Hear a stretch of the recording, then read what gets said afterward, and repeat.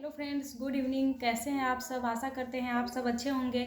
तो चलिए आज हम जानते हैं एक लेखक, उनको लेखक महालेखक रामधारी सिंह दिनकर जी के बारे में आज हम जानते हैं। उनका जीवन परिचय जानते हैं। आज उनकी शिक्षा दीक्षा कहाँ से ग्रहण हुई, आज हम उनके बारे में जानते हैं। तो रामधारी सिंह दिनकर जी हिंदी के प्रमुख लेखक, कवि और निबंधकार हैं। वे आधुनिक युग के श्रेष्ठ वीर रस कवि के रूप में स्थापित हैं। दिनकर स्वतंत्रता पूर्व एक विद्रोही कवि हुआ करते थे, परंतु स्वतंत्रता के बाद वह एक राष्ट्र कवि हुए हैं। वे छायावादों कवि के पहली पीढ़ी के कवि हैं। एक और उनकी कविताओं में ओज, विद्रोह, आक्रोश और क्रांति की पुकार है, तो दूसरी ओर कोमल श्रृंगारिक भावनाओं से वह अभिव्यक्ति है। इन्हीं दो प्रवृत्तियों की चरम उत्कर्ष में उन्होंने कुरुक्षेत्र और उर्वशी नामक कृतियों में अपनी उपलब्धियां हासिल की है। तो रामधारी सिंह दिनकर जी का जन्म 24 सितंबर 1908 को बिहार के बेगूसराय जिले के सिमरिया गांव में हुआ था। एक सामान्य बालक वह थे। उनके पिता का नाम रवि सिंह था, जो एक किसान थे। उनकी माता का नाम मनरूप देवी था, जो गृहिणी थी। उनकी पत्नी का नाम श्यामवती देवी था, जो एक कौशल गृहिणी थी। जब उनके पिता वह जब 2 वर्ष के थे तो उनके पिता का देहांत हो गया, उनके पिता की मृत्यु हो गई। रामधारी सिंह दिनकर जब हमारे 2 वर्ष के थे तो उनके पिता की मृत्यु हो गई। तो उसके बाद उनकी माता ने ही उनका पालन पोषण किया है। उनकी माता विधवा हो गई, उनका माता अकेली उनका भरण पोषण करती थी। दिनकर का बचपन वहीं गांव में ही बीता करता था। देहात था, वो दूर दूर तक खेतों में हरियाली फैली थी, बांसों के झुरमुट थे, आम के बगीचे थे। इस तरह से गांव में इस सब का काफ़ी विस्तार से बसा हुआ था। तो यह सब इसीलिए शायद दिनकर जी के मन में यह सब बातें बस गई, जो वह इतनी कठोरता के साथ भी अधिक गहरा प्रभाव पड़ता है। और वह इतना वो देखकर प्रसन्न हो जाते हैं, वास्तविक जीवन की कठोरता को देखते हैं। उनकी शिक्षा संस्कृत के एक पंडित के पास से हुई थी, जिनको दिनकर जी ने गांव में ही प्राथमिक विद्यालय से शिक्षा प्राप्त की थी। एवं निकट के ही गांव में राष्ट्रीय मिडिल स्कूल, जो सरकारी शिक्षा व्यवस्था के विरोध में खोला गया था, उसमें प्रवेश उन्हें मिला था। पहले वो गांव में ही शिक्षा ग्रहण करते थे मिडिल स्कूल में। फिर उन्हें एक जो शिक्षा के विरोध में एक कोई स्कूल खोला था, राष्ट्रीय शिक्षा विरोध करके एक मिडिल स्कूल खोला था, उसमें जाकर उनको प्रवेश मिली है, उनको एंट्री हुई है। यहीं से उनको मनो मस्तिष्क में राष्ट्रीयता की भावना का विकास होने लगा था।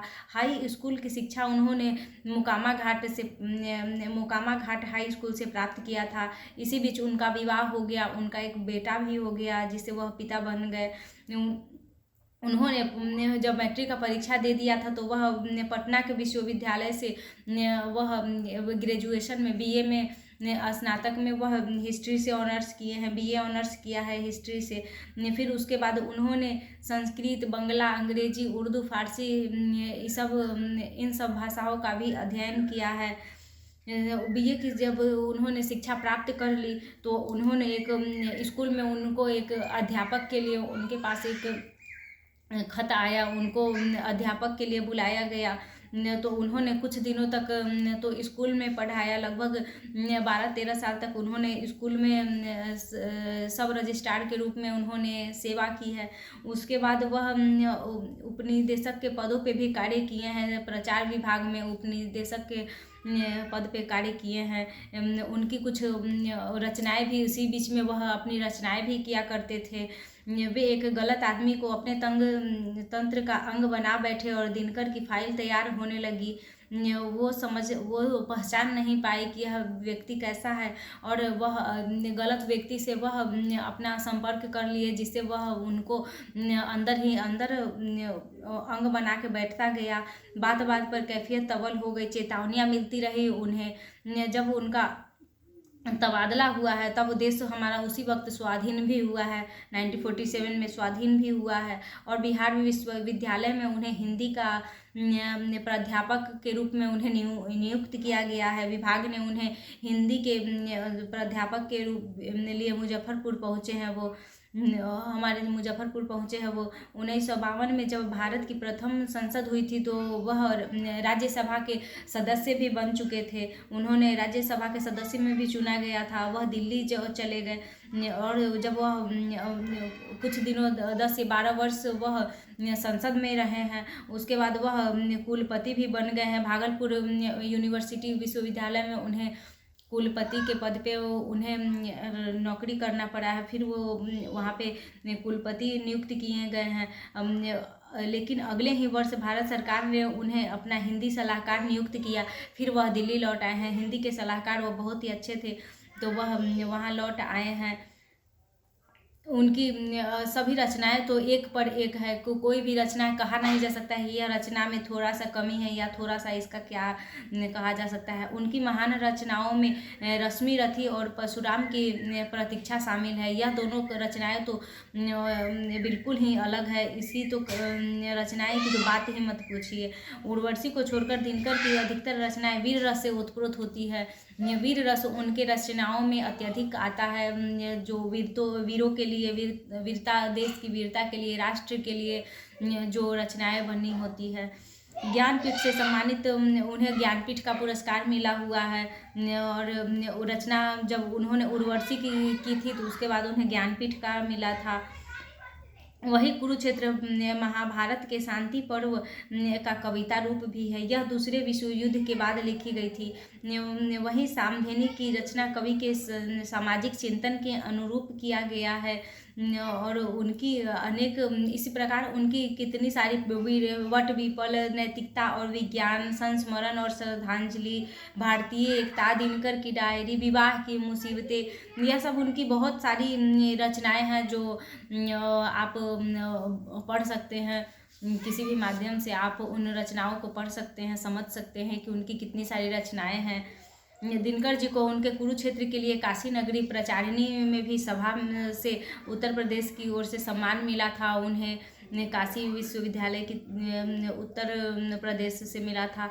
संस्कृत के 4 अध्याय के लिए उन्हें साहित्य अकेडमी में सम्मानित किया गया था। उन्हें साहित्य अकादमी से सम्मानित किया गया था। और भारत के प्रथम राष्ट्रपति राजेंद्र प्रसाद ने उन्हें 1959 में पद्म भूषण से उन्हें सम्मानित किया था। पद्म भूषण पद से उन्हें सम्मानित किया था। भागलपुर विश्वविद्यालय के कुलाधिपति और राज्य के बिहार के राज्यपाल जाकिर हुसैन जो बाद में राष्ट्रपति बने हैं, उन्हें डायरेक्टरेट की मानद से उपाधि की प्राप्ति दी है। उन्हें डायरेक्टरेट बनाया गया है।